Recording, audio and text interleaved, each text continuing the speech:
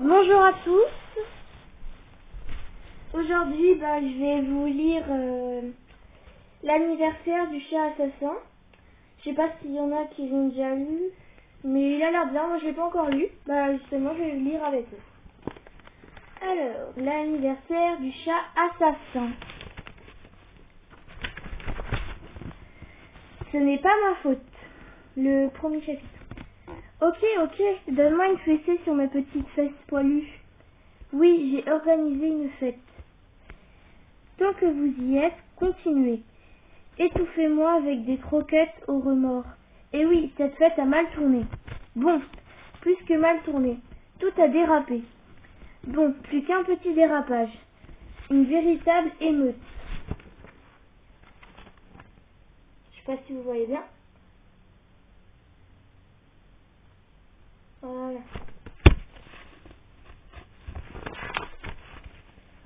Mais ce n'est pas ma faute. Si Ellie ne s'était pas tellement ennuyée, elle n'aurait pas fouillé dans le buffet. Elle n'aurait pas trouvé ce vieil album photo et moi. Je n'aurais jamais appris la date de mon anniversaire. Et rien de tout cela ne serait arrivé. Alors prenez-vous-en à Ellie, pas à moi. 2. Vous parlez de moi. Vous parlez de moi? Désolée. C'est un jour affreux. La pluie cogne sur les carreaux. Le vent hurle, Ellie s'allonge sur le tapis et feuillette l'album. Oh papa, regarde, une photo de ta culbute dans le fossé plein de boue. Une place tout indiquée, pour cet homme, si vous voulez mon avis. Oh maman, viens voir cette photo, tes cheveux sont magnifiques. Sur la planète Allure 0, peut-être, mais pas ici. Et Ellie continue poussant des cris aigus, comme la petite souris que Tiger et moi nous avons terrorisée derrière la poubelle. Insupportable. Je préfère sortir quand dans un nouveau... Attendez, désolé. Je préfère sortir quand dans un nouveau cri de souris, etc. Oh, en voilà une de Touffi. Désolée, j'arrive pas. Oh, en voilà une de Tufi. Il est adorable.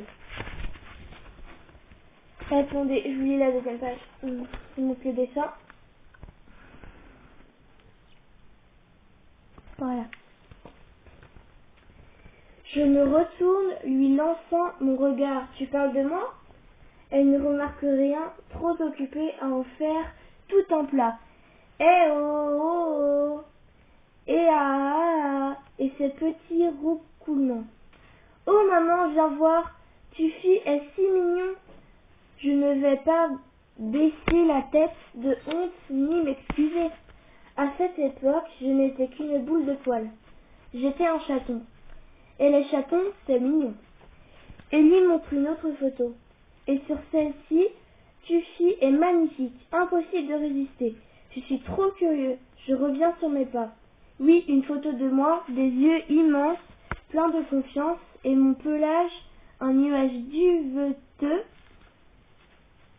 comme sur les cartes à l'eau de rose que votre grand-tante adresse à votre mère. Une vision à vomir. Ellie pointe la légende sur la photo. Notre délicieux nouveau chaton, né le 31 octobre. Ellie se retourne vers sa mère. Nous sommes au mois d'octobre, c'est bientôt l'anniversaire de Tufi. C'est vrai, dit la mère d'Ellie. Le père d'Ellie ne peut s'empêcher d'ajouter une note amère à ce doux moment familial. Le 31 octobre, c'est aussi le jour d'Halloween, non?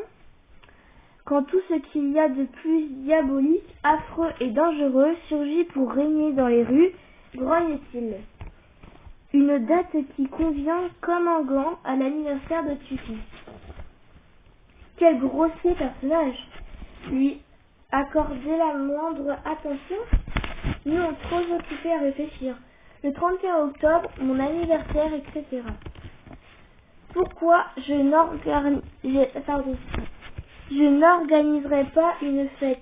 Et oui, pourquoi pas?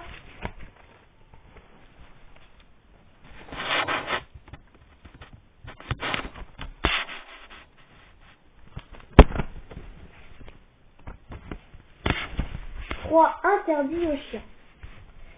Très bien. Premièrement, il faut choisir l'endroit où nous allons organiser ta fête d'anniversaire, dit Bella. Chez moi, bien évidemment, je réponds. C'est ma fête d'anniversaire, donc je l'organise dans ma maison. Bella soupire. Tu as oublié la date de ton anniversaire. Non, impossible de lui répondre sans être sarcastique. Comme je n'ai pas posé mon cerveau avant de sortir, je peux te dire que c'est le 31 octobre. Oui, c'est bien ça.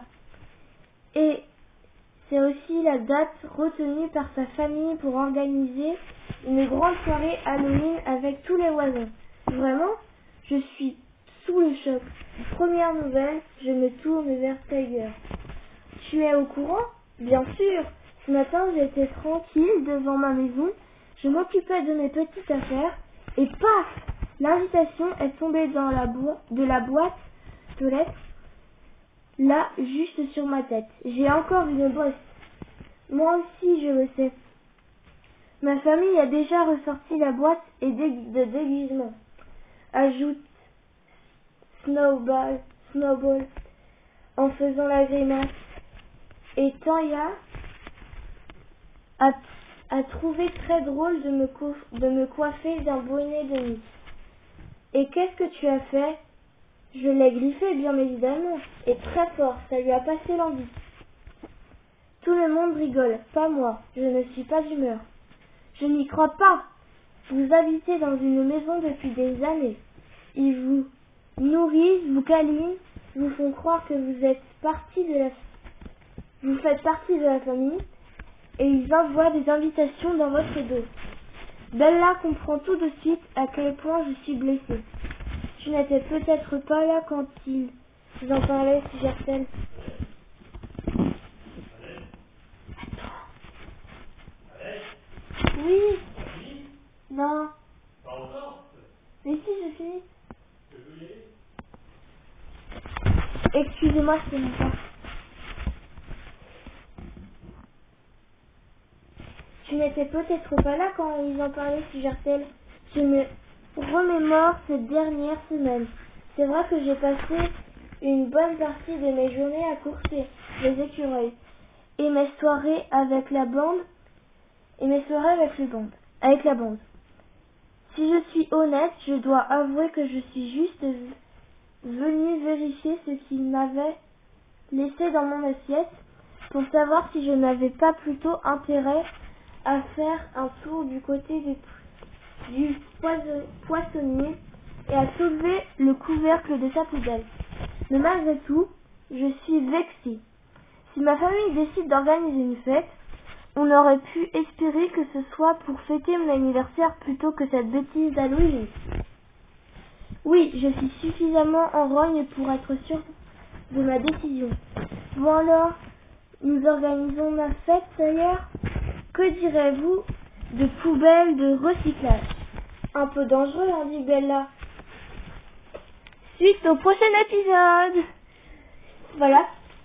Donc c'était l'anniversaire du chat assassin. C'est pas fini, mais la suite dans la prochaine vidéo. Au revoir, bye.